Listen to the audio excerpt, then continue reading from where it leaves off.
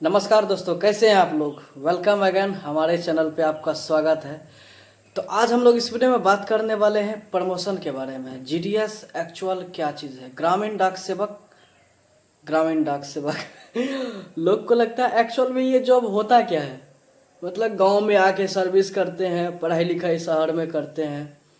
ठीक है, कोई गांव से भी बिलोंग करता है, ऐसा नहीं कि ग्रामीण एरिया का स्टूडेंट कमज़ोर रहता है। लेकिन मैक्सिमम केस में देखते हैं कि कुछ न कुछ शहर से ज़्यादा ज़्यादा ये कनेक्टिविटी रहता है। ठीक है, शहरी एरिया में रहता है, पढ़ता है, तैयारी करता है गवर्नमेंट जॉब्स का या अदर जो भी एग्ज़ाम होता है वो तैयारी करता है। फिर जॉब नहीं होता है तो जीडीएस का वैकेंसी निकलता है, फॉर्म भर देता है। 10th में अच्छा नंबर रहता है। मैक्सिमम देखते हैं सीबीएसई बोर्ड, आईसीएसई बोर्ड वाले ये सब रहता है, या फिर स्टेट टॉपर रहता है। तो वो लोग जीडीएस का जॉब में आता है और ग्रामीण एरिया में स्ट्रगल करना पड़ता है। ना ही कोई सेंट्रल गवर्नमेंट का स्टेटस है, ना ही ज़्यादा सैलरी है। ठीक है, सैलरी आपको 20,000 के अंदर सिमटना पड़ेगा। उसके बाद सेंट्रल गवर्नमेंट का ना ही स्टेटस है। कोई भी सीनियर आके कुछ भी उलूड़ जुलूड़ करके बोल के चला जाता है। ठीक है, डांट के चला जाएगा। मतलब सबसे junior staff of the India post is GDS, और जीडीएस को एक्स्ट्रा डिपार्टमेंटल एम्प्लॉय बोलता है। तो हर जगह से भाई दवा कुचला इंसान जो होता है, जिसको बोलता है महादलित, शेड्यूल कास्ट, शेड्यूल ट्राइब जो होता है, फिजिकल हैंडीकैप्ड कैंडिडेट्स जो होता है, जिस तरह से उन लोगों को पहले ट्रीट किया जाता था, अभी भी ट्रीट होता है। बोलता है तुम एससी है, तुम एसटी है, ठीक है, इसलिए तुम्हारा हो गया सिलेक्शन, जॉब हो गया, ये सब। तो ये सब जीडीएस को भी इसी तरह ट्रीट करता है। जीडीएस अगर अच्छे से रह रहा है, अच्छा लाइफ स्टाइल जी रहा है, जीडीएस अगर अच्छा कपड़ा पहन रहा है, तो लोगों को लगता है अच्छा चलो कुछ तो गड़बड़ी किया, फ्रॉड किया है। ठीक है, तो ऐसा नहीं होता है। जीडीएस भी अच्छा खासा जॉब, जीडीएस भी अच्छा खासा अर्निंग करता है। जॉब तो बढ़िया नहीं है, बट अर्निंग हो जाता है जीडीएस सेक्शन में, क्योंकि बहुत सारे ऐसे जीडीएस हैं जिन लोगों को काफ़ी ज़्यादा इंसेंटिव मिलता है, कमीशन मिलता है। जो कि हमने अपने कम्युनिटी पोस्ट में बताया भी है कि हमने एक साल में, एक साल कंप्लीट भी नहीं हुआ है, दिसंबर 12-13 दिसंबर तक, 1 अप्रैल से लेकर 12-13 दिसंबर तक हमें कमीशन कितना एलिजिबल हो गया हम, 1,37,000 का। ठीक है, जिसमें से हमें 15,000 के आसपास कमीशन अभी नहीं मिला है, नवंबर और दिसंबर का। और पूरा दिसंबर जब सेशन लास्ट होगा, साल ख़त्म होगा, तो हम बताएंगे कि हमने एक साल में कितने कमीशन पाया। ठीक है, उसके बाद एक और वीडियो बनाएंगे जिसमें एक फाइनेंशियल ईयर में कितने हमने कमीशन कमाया है आरपीएलआई से, तो उसके बारे में बताएंगे। तो हम अर्निंग कर रहे हैं, हमारे साथ ऐसा कुछ भी नहीं होता है जिसकी वजह से हम बोले कि भाई बहुत कम सैलरी है, हमारा तो दिन नहीं कट रहा है, हमारा फैमिली नहीं चल रहा है। हम देखो, लकली हमें अच्छा ऑफिस मिल गया, हमारे आसपास का जो सराउंडिंग है सपोर्टिव है, और जो अकाउंट खोलने बोलते हैं रेवेन्यू जनरेटिंग काम होता है, चाहे फिक्स हो चाहे आरपीएलआई हो, पीएलआई हो, सब कुछ आके करता है। तो हमें थोड़ा बहुत इंसेंटिव मिल जाता है, और थोड़ा थोड़ा से ही, बूंद बूंद से ही घड़ा भरता है। तो एक माइलस्टोन अचीव कर लिया, जिसकी वजह से हमारा एक एवरेज जो है 8-10 हज़ार रुपये एक्स्ट्रा आ जाता है। और ख़ास करके हम यूट्यूब पे काम करते तो यूट्यूब से भी अर्निंग हो जाता है। सो हम यही बोलना चाहेंगे कि जीडीएस भी इतने स्टेबल जॉब नहीं है भाई। जीडीएस में आया और कहेंगे बस आप तो टका ही टका है, टका ही टका, ऐसा कुछ भी होने वाला नहीं है। You have to do hard work. ठीक है, आपको काम गर्दा वाला करना है, ताकि कमीशन जनरेटिंग काम हो, ताकि कमीशन जनरेटिंग काम हो, ताकि डिपार्टमेंट को भी फ़ायदा, आपको भी फ़ायदा हो, म्यूचुअली बेनिफिटेड रहे, कस्टमर को भी फ़ायदा हो। जो अकाउंट आप खोल ले, कस्टमर को भी फ़ायदा हो, ज़्यादा इंटरेस्ट मिले। तो सब एक दूसरे से म्यूचुअली बेनिफिटेड वाला काम करना है। और रेवेन्यू जनरेटिंग काम करोगे तब जाके जीडीएस के सैलरी के अलावा आप एक्स्ट्रा अर्निंग कर सकते हो और आप अच्छा लाइफ जी सकते हो। इसके अलावा दूसरा यही उपाय है कि आप प्रमोशन लीजिए। प्रमोशन लेने के लिए आपको पढ़ाई करना पड़ेगा भाई, मजाक में नहीं, सीरियसली पढ़ाई करना पड़ेगा। क्योंकि अभी जो कंपटीशन चल रहा है ना, गर्दा वाला कंपटीशन चल रहा है। जितने भी जीडीएस को देखो सब तैयारी में लगा हुआ है। और हमारे चैनल पे मैक्सिमम जीडीएस ऐसे हैं जिसको लगता है एक बार एग्जाम देंगे मेरा हो जाएगा। ठीक है, ऐसा कुछ भी होने वाला नहीं है, याद रखना। काफ़ी कंपटीशन हो गया। पहले 8-10 साल 5 साल पहले ऐसे उतना कंपटीशन नहीं था, बुढ़वा बुढ़वा सब बैठता था, उन लोगों को उतना ज्ञान नहीं था। बस जो यंग जनरेशन वाले था वो लोग एग्ज़ाम निकाल करके अभी पीए बन गया है, तो ये बन गया वो बन गया। सो आपको अभी जो 2020 के बाद जो रिक्रूटमेंट हुआ है ना, गर्दा स्टूडेंट सब आए, हम लोग के साथ बहुत ज़बरदस्त स्टूडेंट सब है। अगर आप बात कर दोगे तो 2 घंटा तक अंग्रेजी में ही बतियाएगा, ठीक है। बहुत फुल्ली कॉन्फिडेंट कैंडिडेट्स, तो वो लोग एग्ज़ाम देगा तो ऑब्वियसली है कि उन लोगों का जल्दी MTS, postman, mail guard, sorting assistant, postal assistant में सिलेक्शन हो जाएगा।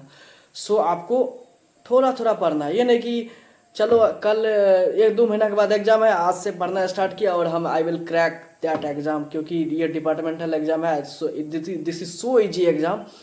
ये गलतफहमी है, आप गलतफहमी मत पाल कर रहना, कुत्ता पाल लो, गलतफहमी मत पालो, ठीक है। सो आपको तैयारी करना है। देखो हमारा भी तैयारी होता जाता है, ठीक है। देखो तैयारी कितनों भी करो ना, लगेगा कुछ ना कुछ कमी रह गया, तो हमारा ऑलरेडी तैयारी हो रहा है और हम भी आपको सजेस्ट कर रहे हैं एज ए सीनियर ही बोलेंगे, क्योंकि इतना दिन से हम डिपार्टमेंट में काम कर रहे हैं, जीडीएस सेक्शन में। सो आई विल सजेस्ट कि आपको प्रमोशनल एग्ज़ाम की तैयारी करना चाहिए। एक दिन में नहीं होगा, ठीक है। थोड़ा थोड़ा कर करके एक बड़ा सिलेबस है, उसको कवर करना है। अगर आपका एमटीएस में नहीं होता, हो सकता है कि एमटीएस में ना हो करके पोस्टमैन में हो जाए।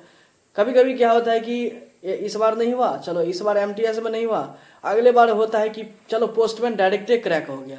सो तैयारी सब में लगभग सिलेबस एक ही जैसा ही रहता है, ठीक है। चाहे पोस्टल वॉल्यूम 5 हो या पोस्टल ये जो मैनुअल गाइड सब पार्ट 1 ये सब जो है, ये सब हमने जो बुक रिकमेंड किया वो सब बुक पढ़ो, ठीक है। आपको आइडिया आएगा कि एक्चुअल में पढ़ना क्या है, क्या क्या सिलेबस रहेगा। हमने जो बुक रिकमेंड किया था उसमें लगभग 500 डिपार्टमेंटल क्वेश्चन सॉल्व किया, आप वो जाके सॉल्व कर सकते हो। और एक और चीज़ सजेस्ट करेंगे, हमारा एक कोचिंग वाले से टाई अप हो चुका है, मतलब कोचिंग वाले से हमने बात किया है, ठीक है। पोस्ट ऑफिस कोचिंग नाम है। हम वीडियो डिस्क्रिप्शन में लिंक दे देंगे, वहाँ पे जा कर के उनके कोचिंग को ज्वाइन कर लो। 12-1300 रुपया लगता है, 1 साल का सब्सक्रिप्शन चार्ज रहेगा।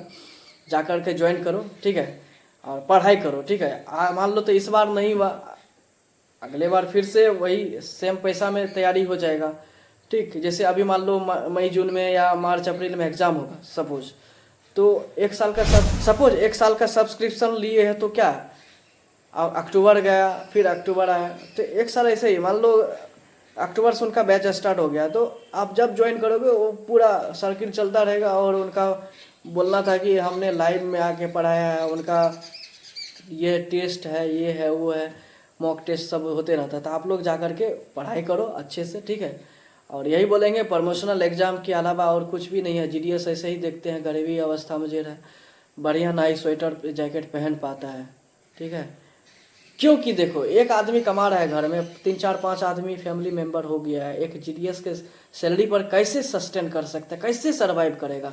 सो आपको एग्ज़ाम का तैयारी करना है, डिपार्टमेंटल एग्ज़ाम क्रैक करना है, and postman, mail guard, postal assistant, inspector जो भी बनना है बनो भाई, लेकिन तैयारी करो। उसके लिए काफ़ी मेहनत लगेगा। ये नहीं कि डिपार्टमेंटल एग्ज़ाम है तो हल्के में नेल ले करके निकाल देंगे, ऐसा कुछ भी नहीं होने वाला है।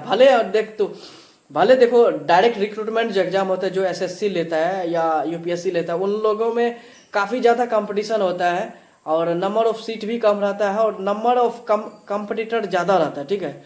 तो वहाँ पे कंपटीशन टाइट तो है ही, लेकिन डिपार्टमेंटल एग्ज़ाम में भी कंपटीशन टाइट है। मान लो कि एक सर्कल में 5000-10,000 कैंडिडेट्स फॉर्म फिलअप किया, उसमें से 150-200 सीट रहता है, तो कैसे सिलेक्शन लोगे। जो ओवर ब्रिलियंट है, मान लो एमटीएस का 100 क्वेश्चन पूछेगा, 100 नंबर का रहता है, 100 क्वेश्चन नहीं पूछता, 100 नंबर का क्वेश्चन रहता है, 50 क्वेश्चन रहता है, 30 क्वेश्चन डिपार्टमेंटल क्वेश्चन रहेगा, 10 क्वेश्चन आपका मैथ्स रहेगा, 10 क्वेश्चन आपका जनरल नॉलेज रहेगा। तो मान लो कि अगर आपका मैथ्स और जनरल नॉलेज ज़बरदस्त है तो 20 क्वेश्चन ही सॉल्व करोगे ना, तो 40 नंबर में थोड़े ना एमटीएस में सिलेक्शन हो जाएगा।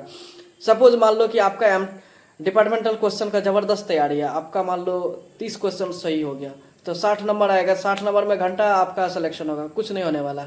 इसके लिए तीनों का कोऑर्डिनेशन जरूरी है, आपका मैथ्स का, आपका रीजनिंग का भी, आपका मैथ्स का, आपका जनरल नॉलेज और आपका डिपार्टमेंटल क्वेश्चन। सो डिपार्टमेंटल क्वेश्चन बाहरी लोगों से पढ़ोगे तो वो लोग को पूछो नहीं, डिपार्टमेंट का डी भी नहीं मालूम है। इसके लिए डिपार्टमेंटल एम्प्लॉई जो है, जो सीनियर है, बहुत दिन से तैयारी कर रहा है या ऑलरेडी पढ़ा रहे हैं, तो उन लोगों से पढ़ोगे तो ज़्यादा हेल्प मिलेगा, ठीक है। सो कोचिंग ज्वाइन करो, चाहे हमारे रिकमेंड से कोचिंग ज्वाइन करो या अदर कहीं ज्वाइन करो, लेकिन पढ़ाई करो भाई। और जो बुक हम अभी डिस्क्रिप्शन में दे देंगे, नहीं तो वीडियो में लिंक कर देंगे, वहाँ पे जाओ सर्च करके, चाहे आप फ्लिपकार्ट से खरीदो चाहे अमेजन से खरीदो, हम जा करके वहाँ पे लिंक लगा देंगे, आप जा करके शॉपिंग करो।